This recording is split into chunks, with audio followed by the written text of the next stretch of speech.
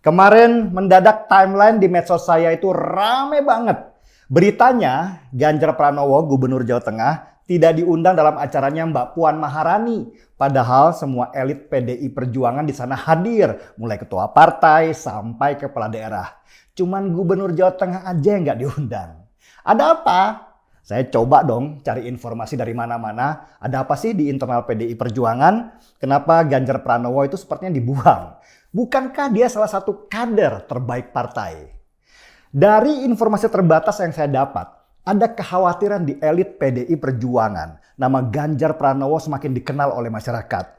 Padahal di tahun 2024 ini waktu yang terbaik untuk kembali mengangkat Trah Soekarno ke permukaan sesudah PDI Perjuangan terpaksa harus mengangkat kadernya, bukan pemilik partai, sebagai calon presiden. Diangkatnya Jokowi sebagai calon presiden di tahun 2014 waktu itu memang melanggar hukum di PDI Perjuangan dan banyak partai yang terbiasa feodal. Orang umum memang, karena biasanya yang jadi capres bagi mereka itu adalah pemilik partai atau pimpinan partai. Nah, kesempatan di 2024 diharapkan tidak kembali rusak dan dikembalikan lagi sesuai alurnya. Pimpinan atau pemilik partai harus jadi capres dan kesepakatan tidak tertulis itu harus dijalankan. Akhirnya terjadilah sebuah kemungkinan kalau dua partai besar yaitu Gerindra dan PDI Perjuangan akan kawin di 2024. Calonnya adalah Prabowo Subianto dan Puan Maharani. Kenapa sih PDI Perjuangan kok malah merelakan Puan sebagai cawapres bukannya capres? Ya, ada ketidakpercayaan diri di kalangan elit PDI Perjuangan terhadap nama Puan. Dalam survei yang dikeluarkan untuk publik, nama Puan Maharani ternyata sama sekali nggak nyala. Karena itu harus ada jembatan yang dibangun untuk menuju ke sana. Dan jembatan itu bernama Prabowo Subianto. Wajarlah, karena selama survei nama Prabowo masih diingat orang. Dan dia memang pengendali partai. Untuk Gerindra sih nggak ada masalah. Yang masalah ada di internal PDI Perjuangan sendiri. Nama Ganjar Pranowo yang hanya sebagai kader partai malah dipilih banyak orang lewat hasil survei.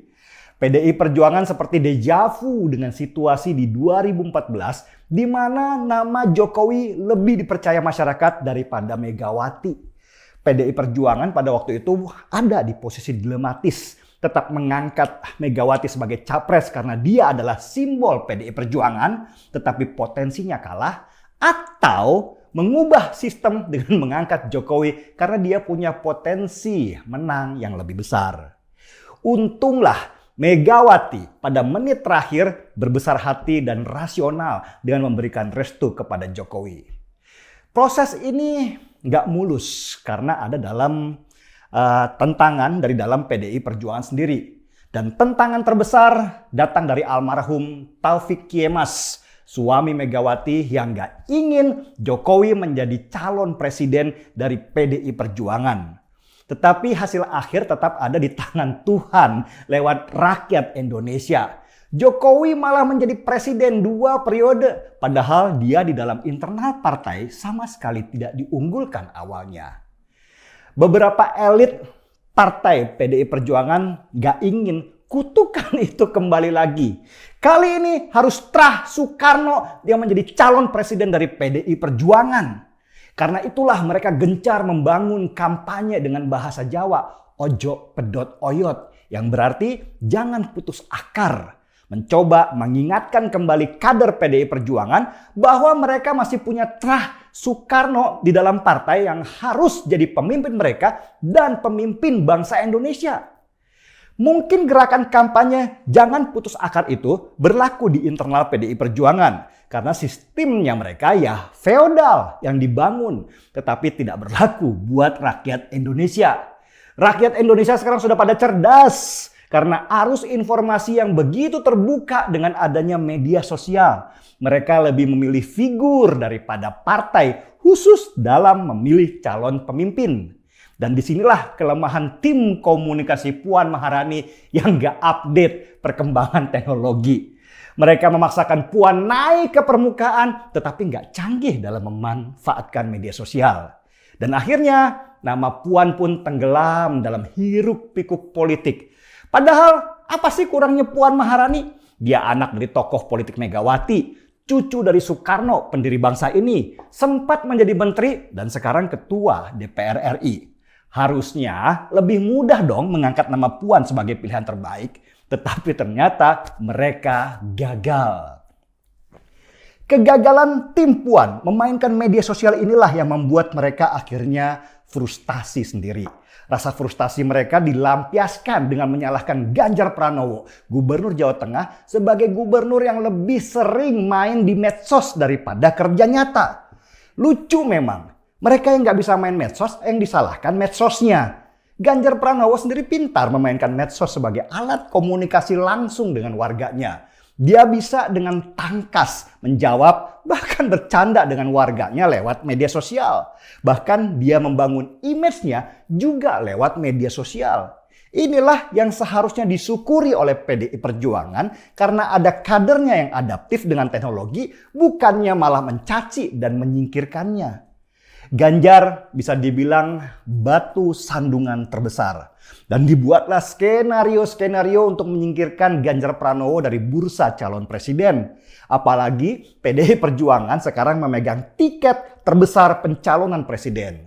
Sayangnya, cara elit-elit PDI Perjuangan masih tergolong jadul dan kasar. Bukannya mendapat simpati, penyingkiran Ganjar dari PDI Perjuangan malah memunculkan simpati dari banyak masyarakat kepadanya. Bermunculanlah dukungan-dukungan kepada Ganjar Pranowo sebagai reaksi yang mungkin tidak terbayangkan oleh PDI Perjuangan. Pertarungan terbuka Puan Maharani dengan Ganjar Pranowo ini mengingatkan saya dengan pertarungan Jokowi yang waktu itu menjabat wali kota Solo dengan Bibit Waluyo, Gubernur Jawa Tengah pada waktu itu. Mereka sama-sama dari PDI Perjuangan. Dan pertarungan itu menaikkan nama Jokowi ke permukaan dan akhirnya namanya dicalonkan sebagai Gubernur DKI Jakarta. Jokowi termasuk orang yang pintar memanfaatkan media sebagai kendaraannya. Salah satu momen yang membuat banyak masyarakat Indonesia jatuh cinta kepadanya adalah saat Jokowi sudah dilantik jadi gubernur dan pulang ke Solo menghadiri sebuah acara. Dan datanglah di sana Gubernur Jateng Bibit Waluyo. Jokowi kemudian datang ke Bibit lalu mencium tangannya. Bibit Waluyo nggak senang dan menepiskan tangannya. Tetapi kamera wartawan mendapatkan momentum itu dan jadilah sebuah kemenangan untuk Jokowi. PDI Perjuangan harus hati-hati. Kalau mereka bergabung dengan Gerindra menaikkan nama Prabowo dan Puan sebagai calonnya, belum tentu juga mereka menang. Kenapa? Karena Prabowo sudah tua dan nggak menarik buat pemilih milenial. Sedangkan Puan kartu mati yang sulit diangkat dalam waktu dekat ini. Dan keuntungan itu akan dimainkan oleh partai lawannya seperti Demokrat dan PKS. Yang bisa saja mereka nanti menaikkan nama Anies Baswedan bersama AHY. Tinggal colek satu partai lagi untuk bergabung, Nasdem misalnya. Di mana Pak Surya Paloh pengen jadi kingmaker. Selesai sudah. Pak Prabowo bisa gagal maning son, dan Puan gigit jari. Politik memang dinamis dan cair seperti dinamisnya sesendok gula di secangkir kopi saya ini. Seruput dulu kawan.